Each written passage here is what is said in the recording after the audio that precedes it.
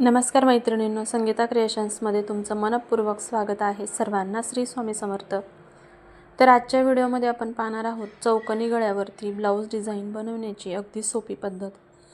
तर आता बऱ्याच मैत्रिणींच्या कंप्लेंट असतात की चौकोनी गळा कटिंग केल्यानंतर चौकोनी गळ्याचा शेप बदलून पंचकोनी गळ्यासारखा दिसतो, म्हणजेच चौकोनी गळा फाकला जातो. तर हे होऊ नये म्हणून चौकोनी गळा कटिंग आणि स्टिचिंग करताना कोणत्या टिप्स लक्षात ठेवायच्या ते आजच्या व्हिडिओमध्ये पाहणार आहोत. त्यामुळे व्हिडिओ शेवटपर्यंत पहा आणि आवडल्यास लाईक, शेअर आणि सबस्क्राईब जरूर करा. तर 2.25 इंच गळा रुंदी आहे, कारण चेस्ट साईज 34 आहे. चेस्ट साईजनुसार गळा रुंदी बदलू शकते किंवा गळा खोलीनुसारही बदलू शकते. तर मला 10 इंचाचा गळा घ्यायचा आहे. इथं जर मला रुंद गळा घ्यायचा असता तर मी 3 इंचावर मार्क केलं असतं, परंतु मला इथे चौकोनी गळा कटिंग करायचा आहे आणि शिवाय गळा फाकलाही नाही पाहिजे. तर त्यासाठी काय करायचं, वरती जेवढी तुम्ही गळा रुंदी घेतली आहे 2.25 इंच, तीच खालच्या बाजूने सुद्धा गळा रुंदी 2.25 इंचच ठेवायची आहे आणि आहे असा हा बॉक्स आखून घ्यायचा आहे. तर पहा, आहे असा आखून घेतल्यानंतर जसं मार्किंग केलेलं आहे तसंच कटिंगसुद्धा करायचं आहे. बिलकुल या मार्किंगच्या बाहेर कटिंग जाऊ द्यायचं नाही, विशेषतः खाली जिथे आपण 2.25 इंचाचा गळा दिला आहे तिथे. तर गळा कटिंग करून झाल्यानंतर आता हे जे ब्लाऊजचं कापड आहे त्यावरती आपण इन आउट पद्धतीने गळ्याचं स्टिचिंग करणार आहोत. त्यासाठी ब्लाऊजची जी सुईची बाजू आहे त्याच्या बाजूने अस्तरचं कापड मी ठेवून दिलेलं आहे. इथे मी पट्टी जोडणार नाही. तर पट्टी लावून चौकोनी गळ्याचं स्टिचिंग कसं करायचं तेही व्हिडिओ मी बनवलेला आहे आणि त्याची लिंक हवं तर मी तुम्हाला डिस्क्रिप्शनमध्ये देते. जर तुम्हाला असं इन आउट पद्धतीने नको असेल तर तुम्ही तो व्हिडिओ पाहू शकता. तर आता इथे व्यवस्थित खाली जे फूल आहे ते सेंटरला आलं पाहिजे म्हणून मी इथं व्यवस्थित गळा सेट करून घेतलेला आहे, पिन लावले आहेत आणि आता गळ्याची शिलाई करायची आहे. शिलाई करताना एकसारखी मार्जिन ठेवायची आहे. मार्जिन कमी जास्त होऊ द्यायची नाही, नाहीतरी गळ्याचा आकार चुकतो. आता इथे पहा, जिथं आपण चौकोन बरोबर कोनात आकार काढतो तिथे हवं तर तुम्ही चॉकने मार्क करून घ्या आणि मग शिलाई मारा. कमी जास्त होऊ द्यायची नाही, ही गोष्ट लक्षात ठेवा. चॉकने जर मार्किंग केलं बरोबर कोणामध्ये तर तुम्हाला शिलाई कुठे थांबायची आणि कुठे सुई फिरवायची हे लक्षात येईल. तर या पद्धतीने तुम्ही चौकोनी गळ्याचं स्टिचिंगसुद्धा करू शकता. बस ह्या 2 टिप्स लक्षात ठेवल्या की चौकोनी गळ्याचा आकार बिलकुल बदलणार नाही. फक्त चौकोनी गळ्याचं कटिंग करताना एकसारखंच मार्जिन ठेवायचं आणि शिलाई करताना सुद्धा एकसारखं मार्जिन ठेवायचं आहे. त्यानंतर मधलं आता जे ब्लाऊजचं कापड आहे ते कट करून घ्यायचं आहे. आता इथे कटिंग करताना थोडं लक्ष द्यायचं आहे आणि सेंटरला जो तिरका भाग पडतो तिथे कट द्यायचा आहे. चौकोनी आकाराचा बरोबर तिरका भाग जो दिसतो तिथे कट द्यायचा आहे. तर पहा, या पद्धतीने कट दिल्यानंतर शिलाई करताना कापड ओढल्यासारखं होणार नाही आणि गळ्याचा आकारसुद्धा चेंज होणार नाही. त्यानंतर आता अस्तरचं कापड आतल्या बाजूने पलटून घेतलेलं आहे आणि कडेवरती अगदी किनाऱ्यावरती व्यवस्थित अस्तर आणि ब्लाऊजचं कापड व्यवस्थित फिनिशिंगसह घेऊन यावरती दाबटीप देऊन घ्यायचे आहे.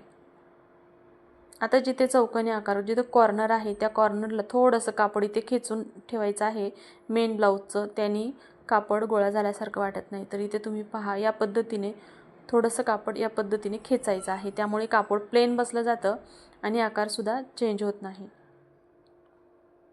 या पद्धतीने चौकोनी गळ्याच्या पूर्ण भागावरती दाबटीप देऊन घ्यायची आहे.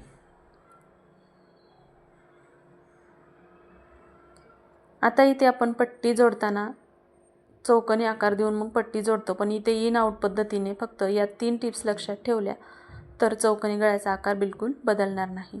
आता जे शिलाईचं कापड आहे, म्हणजे जे मेन अस्तरचं कापड आहे ज्यावरती आपण परफेक्ट कटिंग केलेलं आहे, त्याला फिनिशिंग यावं म्हणून चारही बाजूने व्यवस्थित फिनिशिंगसह शिलाई मारून घ्यायची आहे. आता जे मेन ब्लाऊजचं कापड आहे ते थोडं सिल्क आहे, त्यामुळे ती इकडं तिकडं सरकते. तर हाताने थोडंसं सेट करून चारही बाजूने व्यवस्थित शिलाई मारून घ्यायची आहे आणि एक्स्ट्राचं जे कापड आहे ते कट करून घ्यायचं आहे.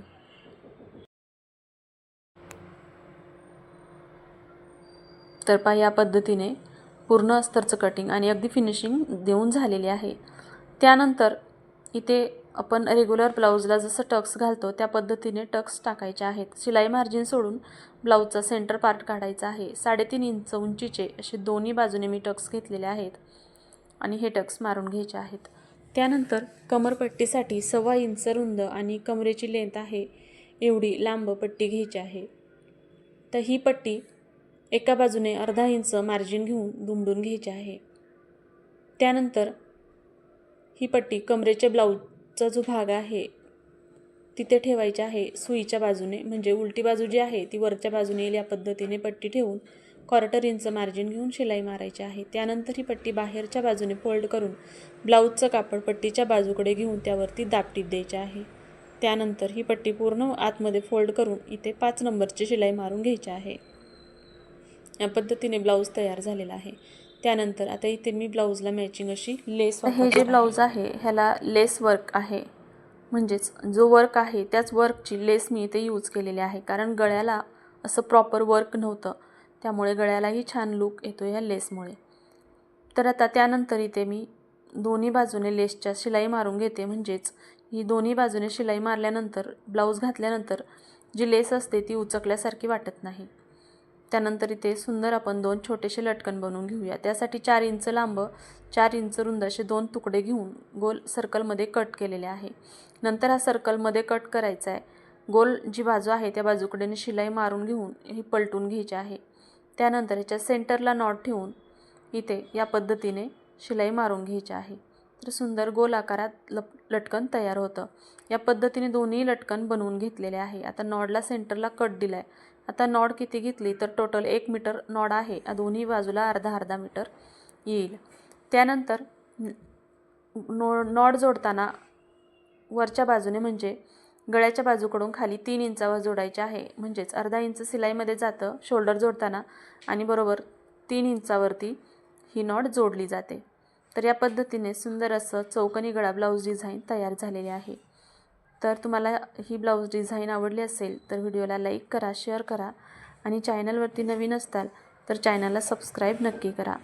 तर पहा, या पद्धतीने कुठेही गळा फाकल्यासारखा दिसत नाही आणि अगदी सुंदर ब्लाऊज डिझाईन तयार झालेले आहे. तर चला भेटूया उद्याच्या नवीन व्हिडिओमध्ये. तोपर्यंत सर्वांना श्री स्वामी समर्थ.